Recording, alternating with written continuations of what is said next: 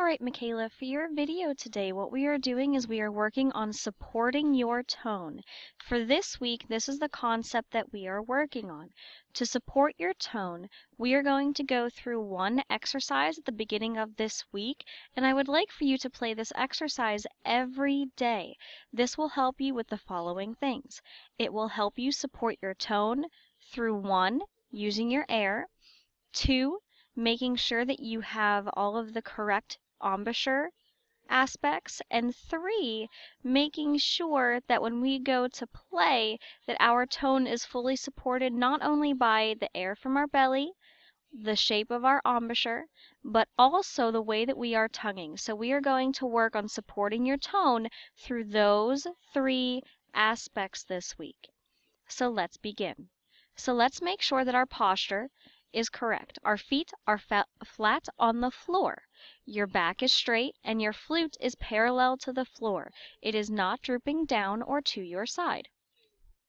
Let's make sure that your head joint is in the right place that we discussed last week.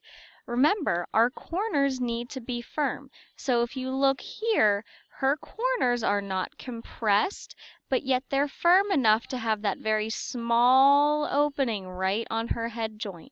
The end of the metal hole is placed on your lip where the skin meets. We talked about this last week, where the skin is separated on the bottom of your chin right before it becomes your lips. So that is where the head joint needs to be placed. So let's begin. Let's work on supporting your tone. First, let's remember that air comes from the belly. Do not raise your shoulders. Keep them nice and relaxed. So let's review the to sound with the rhythm above.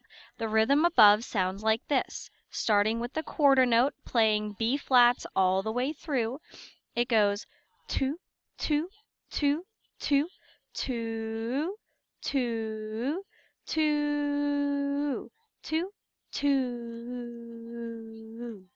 Good. So what we're reviewing with the to sound is making sure that we are able to make this sound with just our air first. You can practice this with just the head joint. You can practice this again with just the head joint. It would sound like this.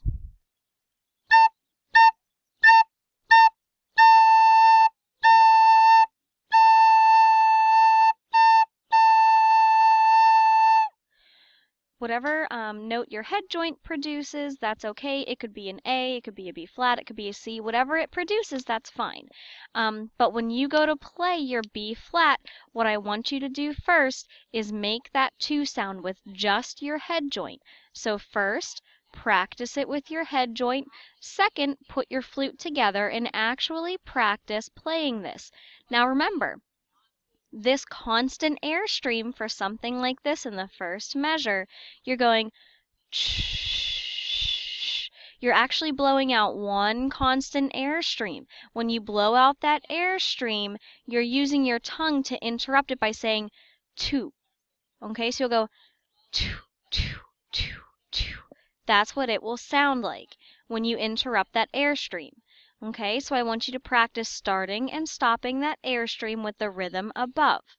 Okay, so when you go to do this, review the to sound with your head joint, without your head joint, put your flute together, and then play that B flat. So it should sound like this.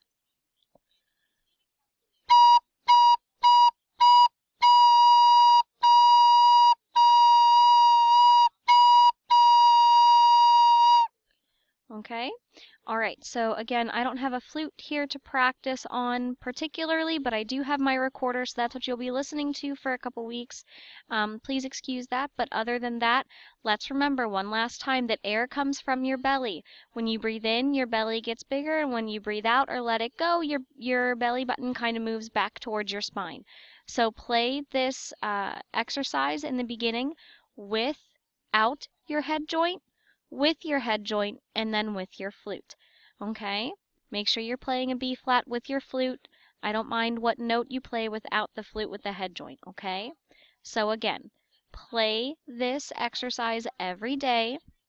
Review the to sound, the to sound, with the rhythm above, play it without the head joint, play it with the head joint, trying to get a consistent sound for each measure, and then play it with your flute on a B flat.